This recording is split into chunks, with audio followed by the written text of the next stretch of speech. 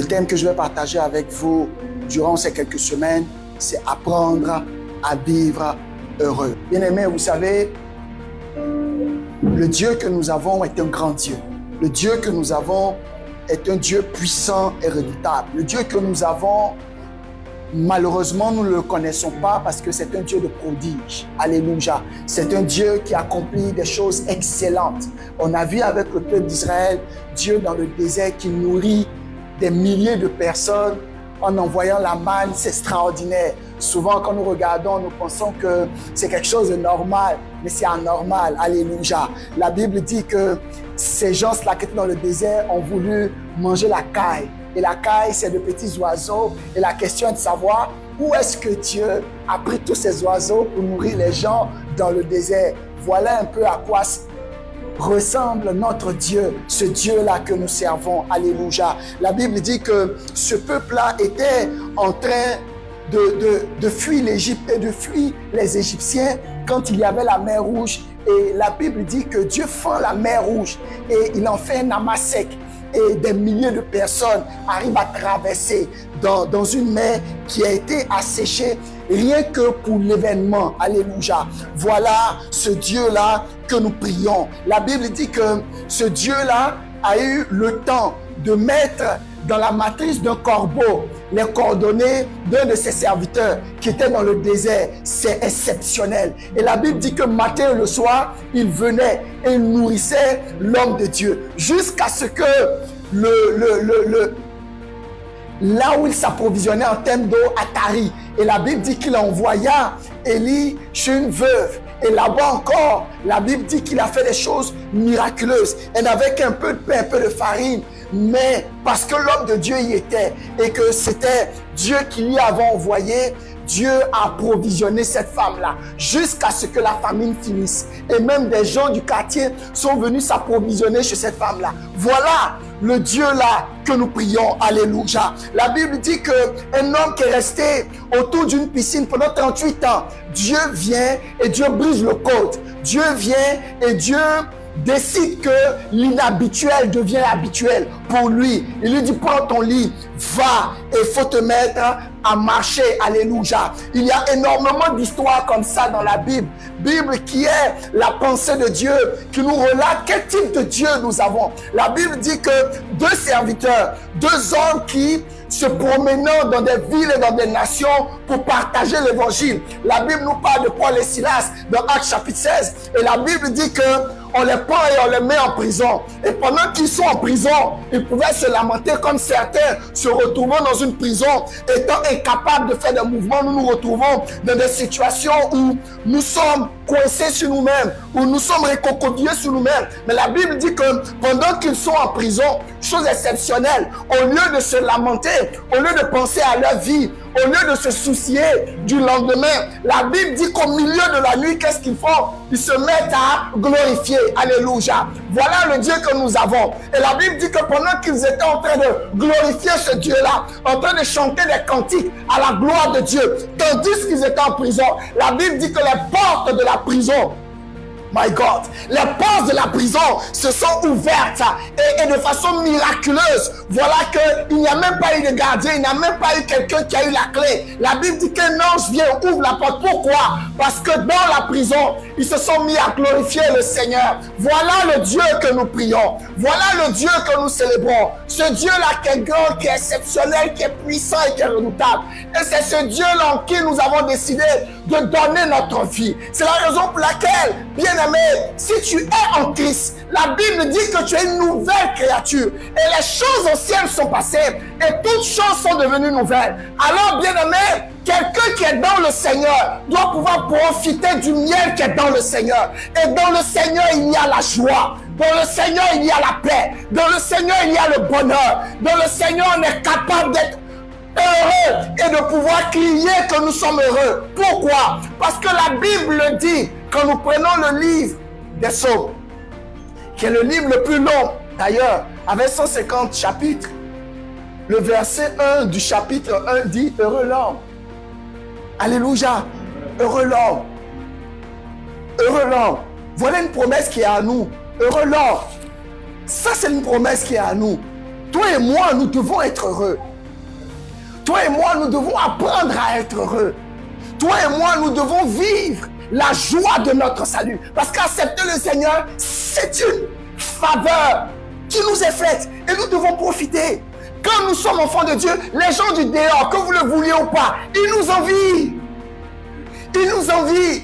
Nos collègues qui ne connaissent pas le Seigneur, ils nous envient. Les gens qui vivent dans nos quartiers avec nous, qui ne connaissent pas le Seigneur, ils nous envient. Pourquoi? Parce qu'il y a une quiétude que nous avons. Parce qu'il y a une tranquillité que nous avons. Parce qu'il y a une sérénité que nous incarnons. Mais ça, c'est en qui? C'est en Jésus. Amen. C'est en Jésus. Alors, nous devons nous apprendre à vivre heureux. Et vivre heureux, je vous assure, mes amis, ce n'est pas du claquement de doigts. Quand des situations vont arriver et que ces situations-là viennent pour te contraindre, viennent pour te contrarier et que tu dises non, au lieu que je réponde à ce que le diable fait comme provocation, je veux continuer à sourire. Le monde dans lequel on est, bien aimé, c'est un monde spirituel dans lequel il y a énormément de choses qui peuvent nous perturber, beaucoup de choses. Des choses qu'on n'a pas prévues, qui peuvent venir et nous perturber. Maintenant, comment arriver à prendre de la hauteur? Comment arriver à rester heureux dans un monde qui est aussi tendu? Comment arriver à être heureux dans un monde où il y a beaucoup de personnes qui ont peur pour leur avenir? Comment arriver à rester heureux dans une atmosphère où vous voyez que les finances, ça rentre par une porte et ça sort par une autre porte? Comment arriver à rester heureux quand vous vous rendez compte qu'il y a des gens de votre famille qui ne connaissent pas encore le Seigneur? Comment arriver à rester heureux tandis que vous voyez que chaque jour, il y a des bruits de guerre, il y a des morts, il y a des accidents? Comment arriver dans cette atmosphère aussi tumultueuse? Rester tranquille, rester serein et rester heureux. Voilà la question, alléluia. Mais c'est possible. C'est possible, alléluia. C'est possible. Voilà des gens qui décident d'être heureux quand quelque chose va leur arriver. Imaginez une jeune fille qui dit « Je vais être heureuse quand je vais me marier ». C'est vrai, c'est son choix. Mais quand elle va être mariée, elle va dire « Non, je vais être heureuse quand je vais faire un enfant ». Quand l'enfant arrive, elle dit « Non, je vais être heureuse quand l'enfant va avoir 5 ans. » L'enfant va finalement avoir 5 ans. Tu dis non, je vais être heureuse quand l'enfant va arriver à l'université. L'enfant va finir par arriver à l'université. Mais à quel moment seras-tu heureuse? Le temps tu feras le point. Tu as 60, 70 ans, c'est fini. Tu n'as plus profité. Et vous savez, quand le temps passe, il faut la grâce de Dieu. Pour que Dieu crée un temps kairos. Créer une lucarne dans le temps pour te permettre de profiter. Parce que quand le temps passe, il est passé. Et il y a énormément de gens qui ont été en retard sur leur capacité à être heureux. Il y a beaucoup de gens qui ont décidé de pouvoir attendre des situations. Quand j'aurai mon travail, je vais être heureux. Quand je vais avoir une augmentation, je vais être heureux. Quand je vais rencontrer quelqu'un, je vais être heureux. Quand je vais faire mon business, je vais être heureux. Non, ça ne marche pas comme ça. Alléluia.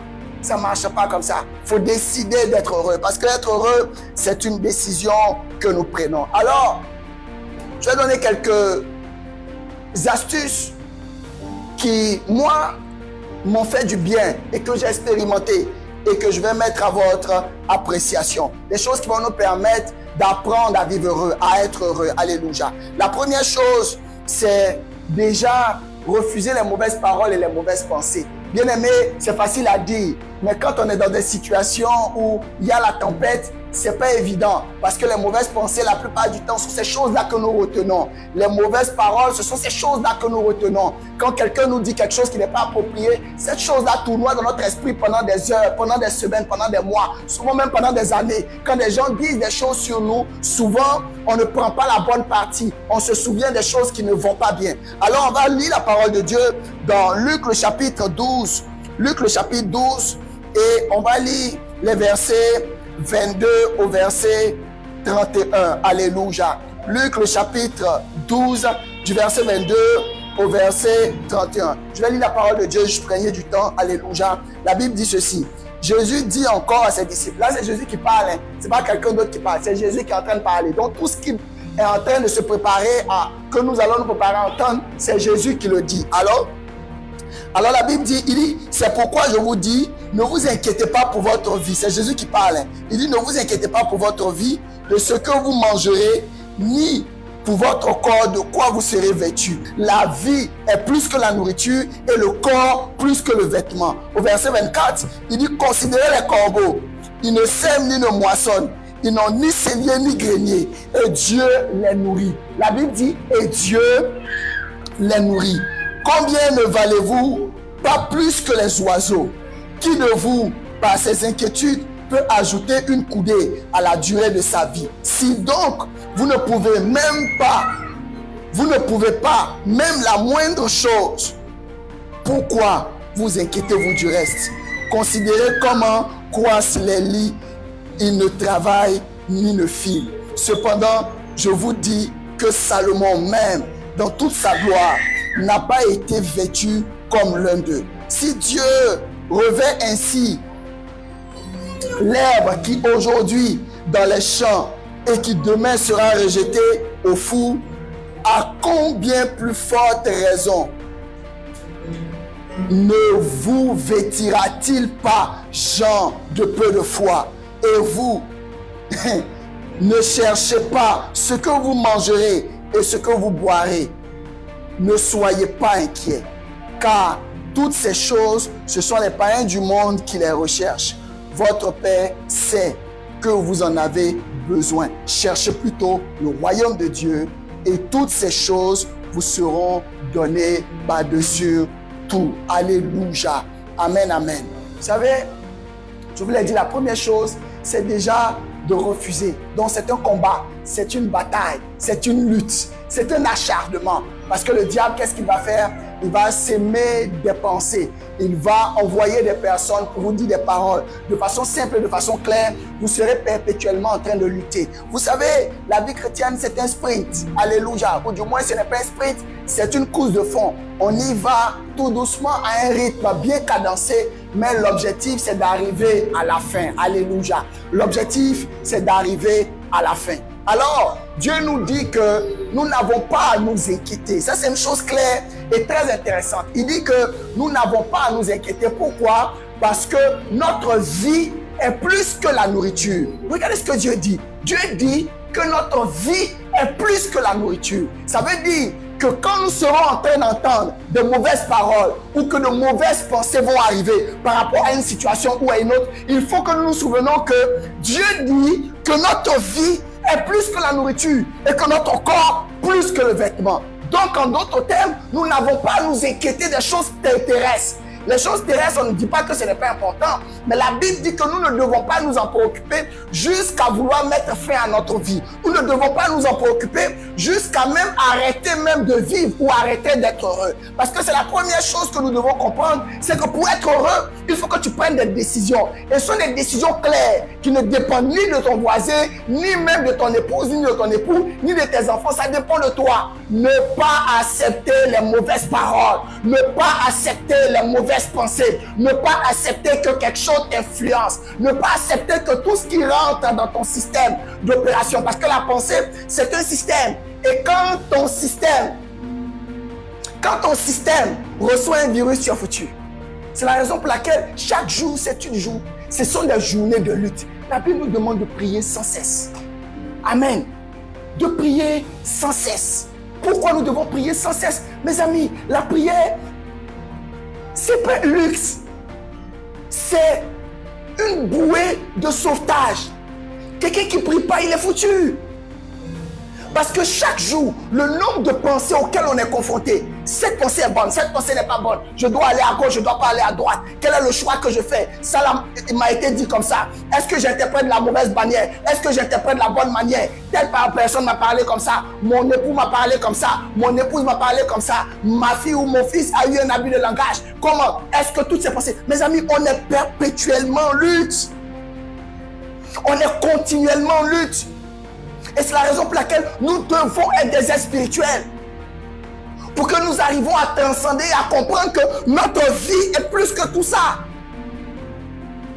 Parce que bien aimé, quand tu rates une journée, parce que tu t'es inquiété, il a dit, il n'y a personne de nous ici qui peut de par ses inquiétudes augmenter un de ses cheveux. Il n'y a personne. Il dit, il n'y a personne d'entre nous ici qui de par ses inquiétudes peut régler un problème. Personne.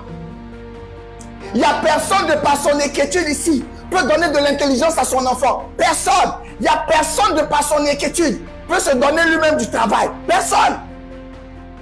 Jésus dit, si nos inquiétudes ne peuvent pas résoudre un problème, alors pourquoi nous inquiétons-nous? Amen. Et c'est ça la problématique. Pourquoi sommes-nous inquiets? Jésus dit que s'il arrive un moment où tu es malade et que ton corps ne réagit plus, alors il te dit de ne pas être inquiet. Ce qu'il te demande, c'est de faire quoi? Prier. Il nous a donné une clé, c'est de prier.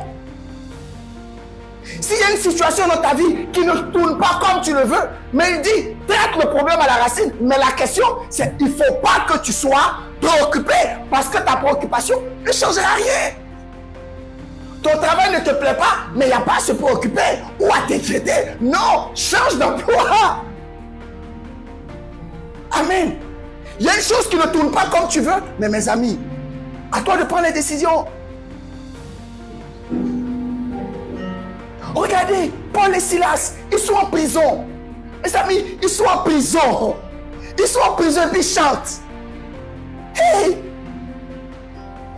Ils étaient prêts à les décapiter. Vous savez dire que eux là, quand Paul dit que Christ est ma vie et la mort m'est un gain, mes amis, il n'était pas en train de raconter sa vie. Il dit Christ est ma vie et la mort m'est un gain. Ça veut dire qu'il était prêt dans toute sa vie à mourir. Pour la cause du Seigneur. À mourir.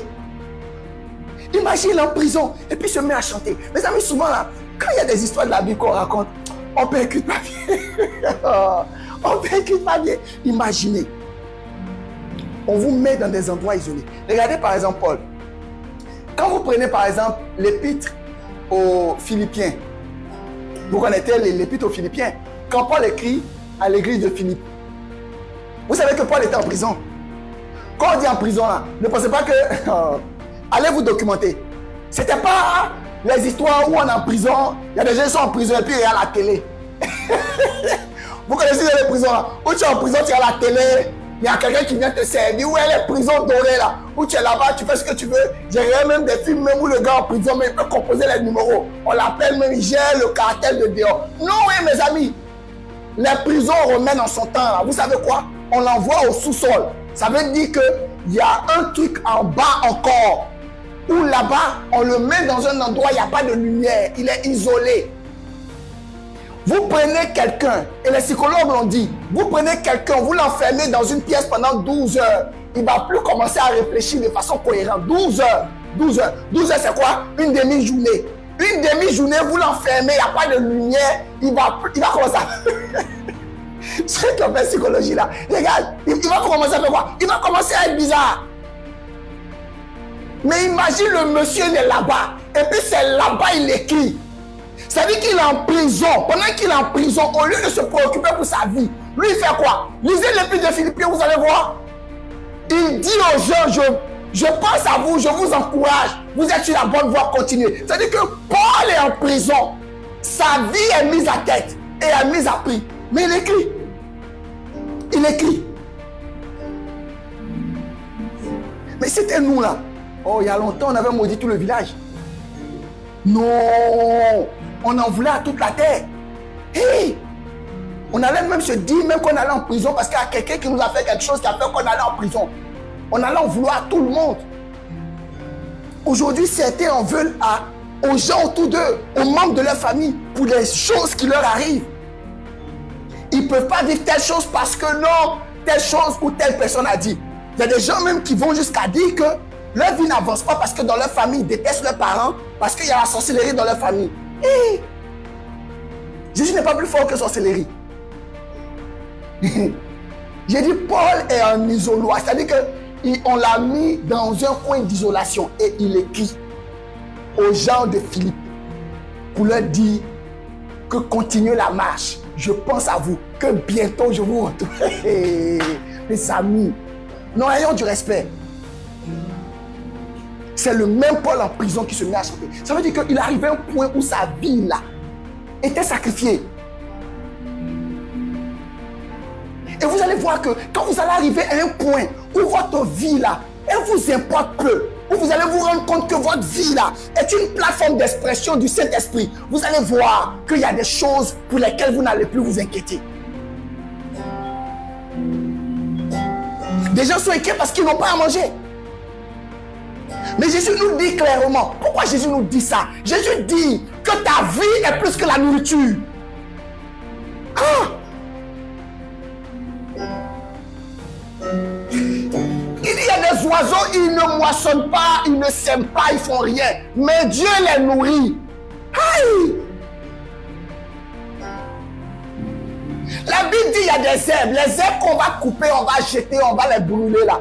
Dieu les habille. Regardez comment la figure de style qui est utilisée ici. Pour nous dire jusqu'à quel point Dieu ne peut pas nous laisser tomber. Et il le dit. Ne vous inquiétez pas. Alors, si on ne grandit pas jusqu'à un certain niveau, vous allez voir qu'on va continuer encore à végéter dans certaines pensées. Quelqu'un peut nous parler pas bien. Quelqu'un peut nous parler mal, avoir des paroles désagréables vis-à-vis de nous. Mais le traitement de ces paroles-là nous revient. C'est nous qui décidons qu'est-ce qu'on fait de ces paroles. Par exemple, si je suis ici et puis je parle à mon frère là-bas et puis je lui dis un propos déplacé. Mais lui, il peut décider de prendre ça au premier degré et puis décider de, bon, ok, il va faire toute une conclusion sur cette parole, il va décider de se soustraire à l'ensemble, il va prendre des décisions et puis sa vie va partir en vrille comme ça, juste parce qu'il a fait une mauvaise interprétation. Il peut aussi dire non, oh, il était en train de plaisanter, que ça c'est pas grave et puis passe à autre chose. Mais ils sont combien à penser comme ça? Parce qu'en réalité, ce que nous préservons, c'est notre cœur. Qu'est-ce qui rentre?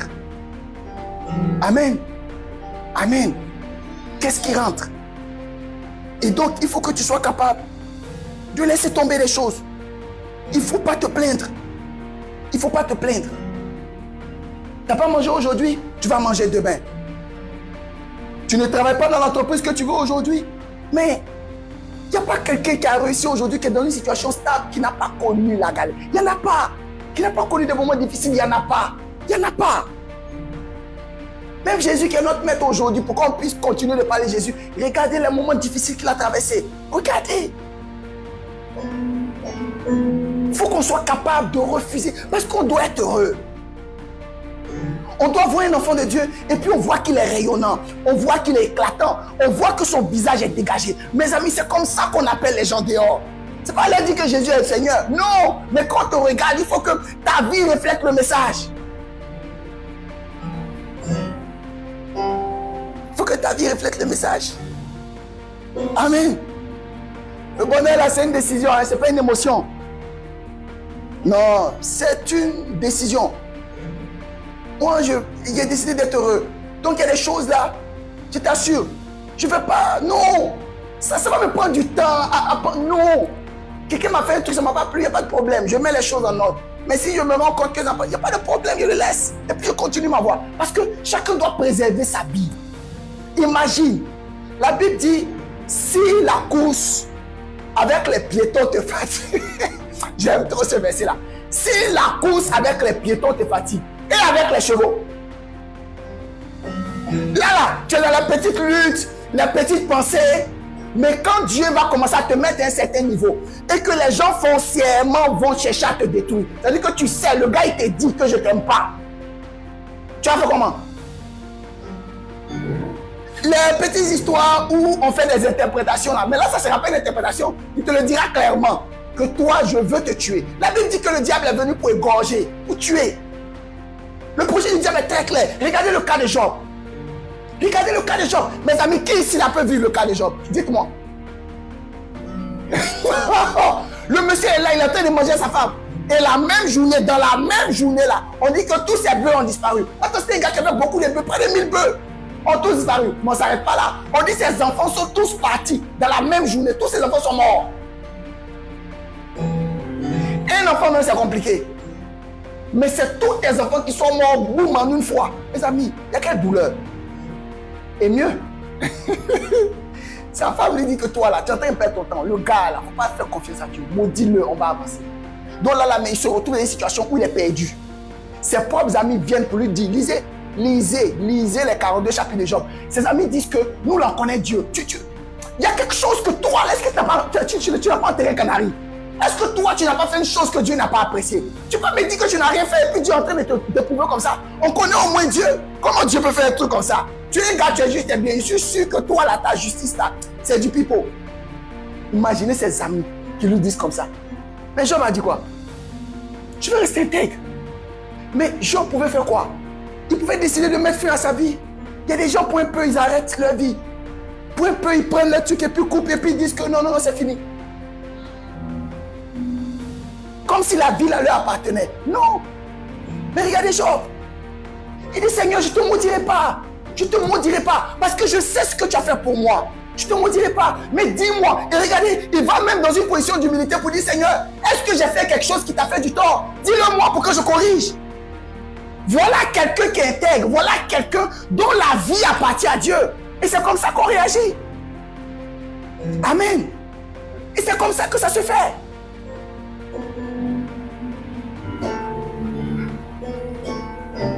Est-ce qu'on est prêt à refuser toutes ces mauvaises pensées? Est-ce qu'on est prêt à pouvoir prendre la décision d'être heureux? Il faut que tu refuses les mauvaises pensées. Il y a des pensées qui te torturent. Il y a quelqu'un qui t'a fait du tort. Oublie ça. Il y a quelqu'un qui t'a pas... tu lui as fait du bien, il t'a redonné en mal. Laisse tomber. Ils ont fait ça à Jésus. Laisse tomber. Des gens à qui Jésus a multiplié les pains, qui disent à la fin, on préfère Barnabas, crucifiez-le. Jésus a connu ça. Alors c'est la raison pour laquelle il faut que tu sois fort à l'intérieur. Il faut que tu sois fort mentalement. Et tu dois trier les pensées avec lesquelles tu dois courir. Si cette pensée ne t'arrange pas, laisse tomber et avance.